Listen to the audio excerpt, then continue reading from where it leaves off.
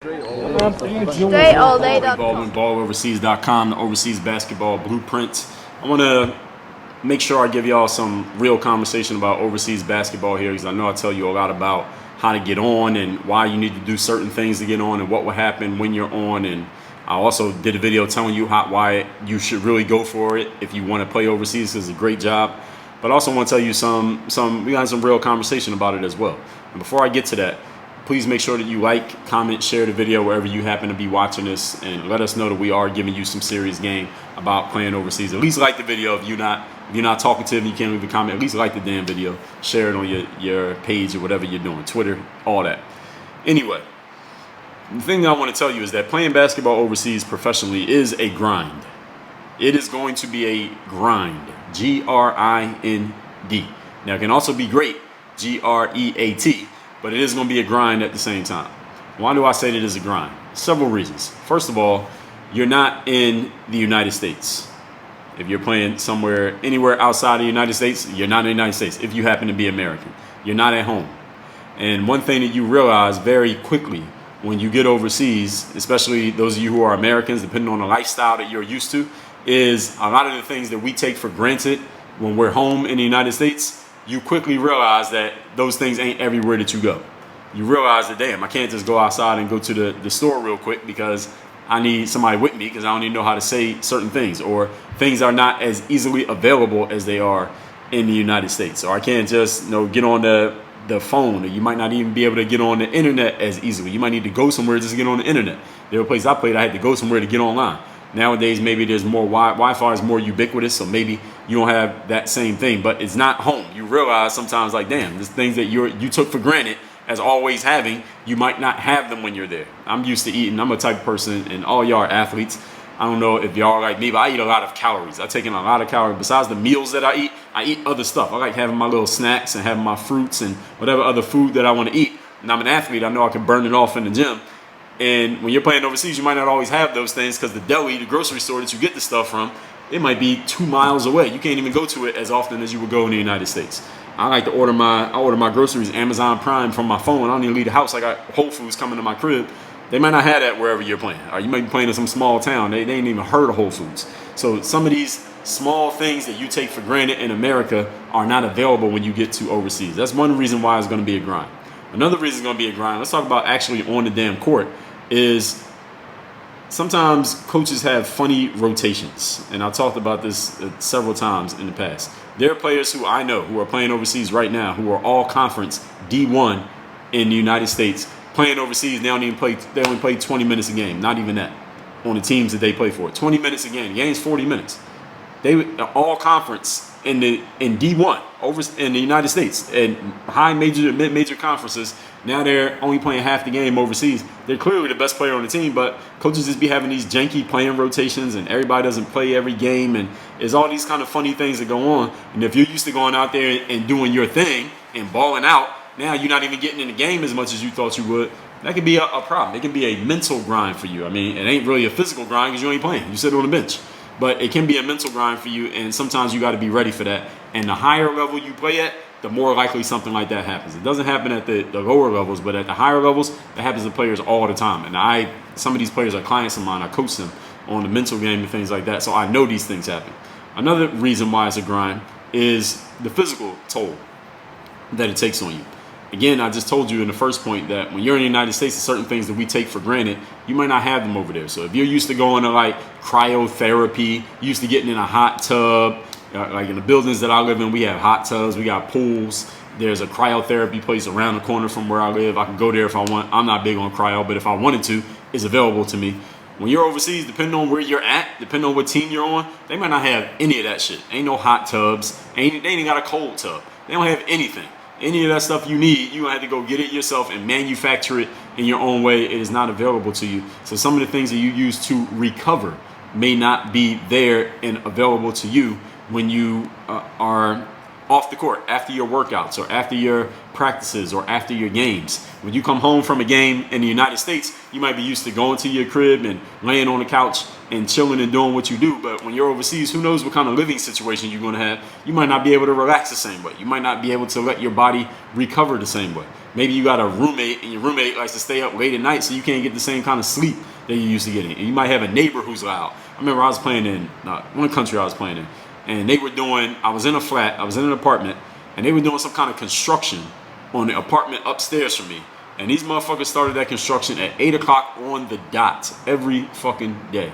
And that shit used to piss me the fuck off, because I forget what time we would have practice. We would have practice at like 10 o'clock, something like that. So I would be asleep at 8 o'clock, and these dudes would start drilling. And it's not like they were just doing they were drilling into the floor, and that was my ceiling, and that shit started at 8 o'clock on the fucking dot every day. And they would wake me up out of my sleep, and imagine getting woke up out of your sleep by the sound of somebody drilling upstairs. One thing if you just wake up. Another thing, you get woke up by a drill. And I had to deal with that, and the dudes who was working up there didn't speak English. So it's not like I could go up there and complain to them or threaten them and tell them to stop doing that shit.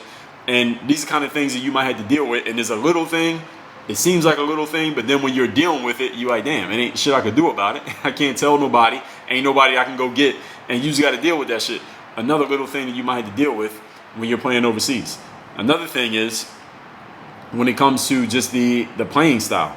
It's a lot more physical for the most part. Overseas teams, or not teams, but opponents are allowed to get away with more physical stuff when you're playing overseas, and they're allowed to get away with in the United States, especially with you, an American player.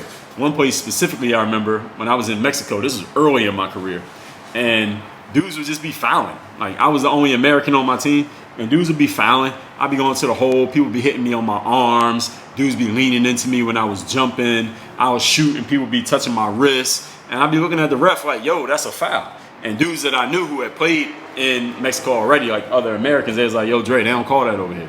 Like, yo, you just got played more physical. Like, you got to initiate the contact, especially as an American. Anywhere that you're playing overseas, a lot of times it happened with me, and any of you who's played overseas, you can co-sign this. The referees will let the other players be physical with the American way more than they'll let the American be physical with the foreign guys. They'll just let them do shit to you because I don't know why. I mean, the refs don't speak English, so I can't ask them. But the way that I saw it, presumably, is that they think because you're an American, you're supposed to be better. So everybody else is allowed to get away with shit that you ain't allowed to get away with physically, and you're supposed to be good anyway. You're supposed to score anyway, despite the fact that they're hacking you. And that's something that you just got to deal with when you're playing overseas. So that can be part of the grind, especially those of you who are scorers. Trust me, they're going to be way more physical with you, and you will either learn to be physical yourself, or you're going to be very frustrated out there because you're going to be thinking you're getting fouled, but they ain't calling it. And then you're missing, and then you like a bum because you ain't scoring, and it wasn't a foul.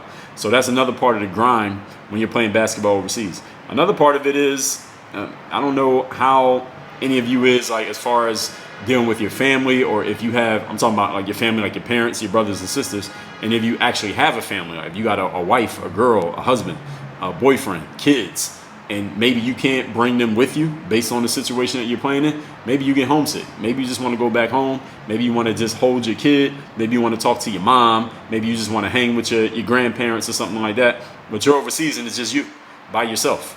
Now, I'm not the type of person who gets homesick. I remember when I first went overseas, I was so happy to be, because I was still living in my parents' crib when I got my first job overseas. I was so happy to get the hell out of there. I'm like, yo, I will go anywhere and stay there. But some of you are not like that. Some of y'all are much more attached to your families and, you know, the people that you know that you physically could go around and hang with. And now when you're overseas, it's just you. Even though you're living the dream playing overseas, now you can't be around those people. And that might really be might take an emotional toll on you. So that's something that you got to deal with as part of the grind when you're playing overseas. One more thing, and unless I think of something else while I'm talking here, is depending on where you play, the weather might be crazy. Like right now, like where I live now, I live in South Florida. I live in Miami. So the weather here is amazing. Anywhere else in the world that I go, the weather's probably not going to be as good as this. Like, I'm not trying to play overseas right now, but if I was trying to play overseas, anywhere that I went, the weather could be crazy. I remember I was in Lithuania, and man, it was the exact opposite of Miami. It wasn't even that cold in Lithuania, but it was gray. The skies were just gray every single day. It was just overcast. You know, when it's just clouds all day. It's light outside, but it's just so cloudy, you don't see the sun. I didn't see the sun for like 6 weeks in Lithuania. It was overcast every fucking day. and it always felt like it was like raining a little bit. You know, it's like that little bit of rain, but it's not rain. It was like that every day for like 6 weeks straight. I'm like, what the fuck is this? And this is when I was coming from Philly. But even Philly has sunny days. Like that place, it was just great every single day. It felt like I was in a movie, but not in a good way. As far as the weather went, everything else was cool. But as far as the weather went, so any of you who is used to a certain type of weather or a certain type of lifestyle and way that you can move around, you might not have that there. Another thing that I'll think of, if you have a car in the United States and then you go overseas and you don't have a car, that might be a little bit of a adjustment for you, especially if all the shit that you like to go to is not within walking distance. And many of the places I played, I'm trying to think, many of the places I played, stuff that I wanted to get to was not in walking distance like it is right here. Like where I live right now, I could go get me a pizza. I could go to, it's like 3-4 grocery stores. I could go to the post office. I could go to the cleaners. I can go to the mall. I can go to the gym. I could go to the only thing that's not within walking distance from where I'm at right now that I would want is the beach. And that's since I'm in Miami and not in South Beach. I used to live in South Beach. Everything is within walking distance. I don't even need a car. I got a car, but I don't even need a car. I'm living here in Miami to get to everything that I want to get to. And even if I didn't want to leave the house, I could order everything from my phone. Y'all know how it is in the United States. When you're overseas, you ain't got that. All right, overseas, you ain't got Amazon Prime for the most part. Unless maybe you're in a super big city, maybe they have it. Most places, they ain't got it. So you don't have the convenience. And the grocery store might be a mile away. You feel like walking a mile to the grocery store? I got a grocery store that's literally 1 block away from me if I wanted to get some groceries. The grocery store where you at might be a mile away, and it's cold outside, and it's fucking snowing, or it's raining every day. You gonna walk to the grocery store and risk getting wet just so you can get some chips and a little sub? Are you gonna do that? Probably not. So now all these things get factored in when you're playing overseas, and they start to add up. And these little things, again, these are little things that you probably don't even think about, because as an American, we take all this shit for granted. But when you get overseas and you're like, damn, I don't have that, I don't have that, I don't have that. And you got to deal with all that, and you expect to get on that court and do your thing every day, and all the scrutiny is on you. These things can start to add up, and they can start to take a toll. And if you don't do your thing on that court, you know what's going to happen after that. So I want to make sure that I'm letting y'all know that when you do play overseas, yes, it is still, I still stand by what I said. It is the best job you could possibly have. I worked a whole bunch of regular part-time jobs and full-time before I got on playing overseas. I was 23 when I first got on. And then I got on, then I wasn't on, then I worked another full-time job, then I got on again, then I worked one more job, and then I got on, I never worked a regular job again. Now I'm an entrepreneur. None of those jobs is better than being a professional ball player. Not even being an entrepreneur is better than being a ball player, because again, you're playing a sport for a living. I don't play ball playing ball for a living is the best job ever. I write books now. I create products and services. I have clients and doing coaching and speaking and podcasting and all that shit. And selling products. It is not better than being a basketball player. It is not. Absolutely not. But you can't play basketball forever. So if you have a chance to go after that gig, you should still go after it. But I want to make sure that when you do get in that gig, you understand that it ain't gonna be like the Barney TV show. Remember the Barney, that dinosaur? It ain't gonna be just like that. It ain't Sesame Street. All right, there is some stuff that you're gonna have to deal with in the game. Every job requires a grind. Overseas basketball is no exception. So now that you got all that covered, if you do not yet have your free copy of this book called The Overseas Basketball Blueprint, go to balloverseas.com, claim your free copy of this book. The link is down there in the description. Balloverseas.com, claim your free copy of the book. All you do is cover the shipping. We'll ship it to you worldwide. You should sell that book on Amazon for $50. We're giving it to you free now. All you gotta do is cover the shipping. You want the 3-book Overseas Blueprint bundle, Truth About Exposure Camps, Basketball Agents Decoded, Overseas Basketball Secrets. You can get all 3 of these books along with the Blueprint book. You can get all those together when you go to balloverseas.com. Just check the box, you get the bundle. But if you just want the Blueprint book, you can just get this one book. It's cool. It's still free. All you gotta do is cover the shipping. Balloverseas.com. Dre all day. Work on your game. We out.